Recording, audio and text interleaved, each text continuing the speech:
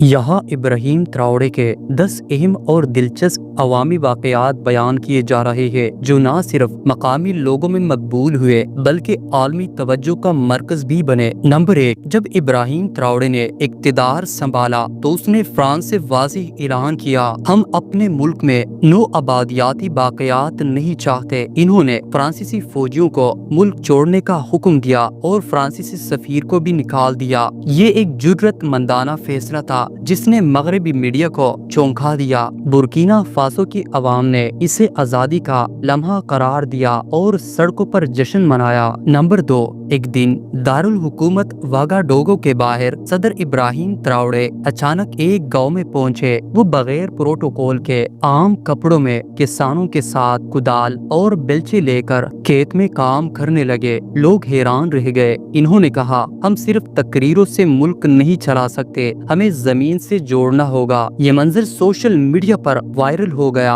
और कई अफ्रीकी ममालिक में इन्हें पीपल्स प्रेसिडेंट का खिताब मिला। नंबर 3, इब्राहिम ट्राओरे ने बारहा यूनिवर्सिटियों और कॉलेजों में बगैर ऐलान के दौरे किए। वो क्लासों में दाखिल होकर तलबा से सवालात करता, बहस करता और उन्हें बताता कि तुम ही अगली नस्ल हो, तुम्हें खौफजदा होने की जरूरत नहीं। एक मौका पर एक तलब इल्म ने कहा, हमें लगता है आप भी बाकियों जैसे हो जाएंगे। तो ट्राओरे ने कहा, तब मुझे हटा देना, ये मुल्क तुम्हारा है। नंबर 4, बुर्किना फासो में शिद्दत पसंदों के हमलों के खिलाफ इन्होंने अवाम को बराह रास्त दावत दी कि अगर तुम इस सरजमीन को बचाना चाहते हो तो मेरे साथ खड़े हो जाओ। इस ऐलान के बाद हजारों नौजवानों ने फौज के साथ मिलकर शिद्दत पसंदों के खिलाफ लड़ने का हल्फ उठाया। इसे पीपल्स आर्मी मूवमेंट कहा गया। ये पहली बार था कि रियासत ने बाकायदा अवामी मुज़ाहमत को मुनज़्ज़म अंदाज में अपनाया। नंबर 5, 2023 में अक़वाम मुत्तहिदा की जनरल असेंबली में इब्राहिम ट्राओरे ने एक पुरअसरार तकरीर की। इन्होंने खुले अल्फाज में कहा, हमें कर्जों में जकड़ने वालों से आजादी चाहिए, न कि इमदाद। हम तरक्की याफ्ता नहीं, लूटे हुए हैं। ये तकरीर मगरबी मीडिया में मौजू बहस बनी और इन्हें अफ्रीका का ची गोयरा का खिताब दिया गया।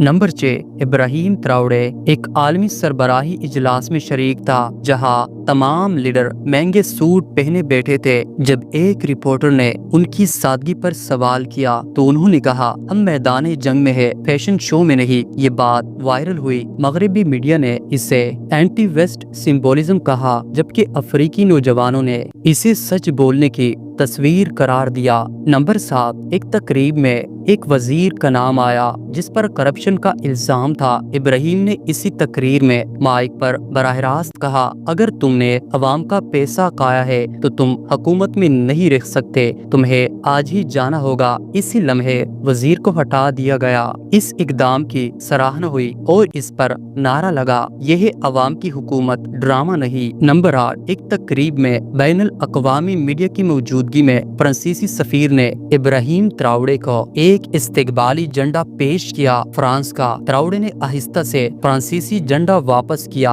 और जेब से अपने मुल्क बुर्किना फासो का झंडा निकालकर चूम लिया। इन्होंने कहा, मैं इन रंगों में पैदा हुआ हूँ, इन्हीं में दफन होना चाहता हूँ। नंबर 9, एक रोज महाज पर एक नौजवान फौजी मारा गया। ट्राओरे उसके जनाजे में पहुँचे और खुद उसके ताबूत को कंधा दिया। सारी फौज खामोश खड़ी थी, आंखों में आंसू थे। इन्होंने कहा, ये मेरे भाई है, मेरे बेटे नहीं, साथी सिपाही है। इसके बाद इन्होंने हर शाहिद के खानदान से खुद जाकर ताज़ियत की। नंबर 10, जब एक वीडियो वायरल हुई जिसमें दावा था कि ट्राओरे लग्जरी होटल में छुट्टियां मना रहा है तो उसी दिन ट्राओरे ने अपनी वीडियो जारी की। पसे मंजर में महाज, बंदूकें और खाक आलूदा कपड़े थे। इन्होंने कहा, अगर मैं आराम करने लगूं तो मेरे जवान मुझे माफ नहीं करेंगे। इस वाक़े के बाद इन पर एतमाद और बढ़ गया। जब डोनाल्ड ट्रंप के दौरे सदारत में 2020 में एक अफ्रीकी लीडर सिमट रखी गई तो ट्राओरे को भी दावत दी गई, मगर इन्होंने इनकार कर दिया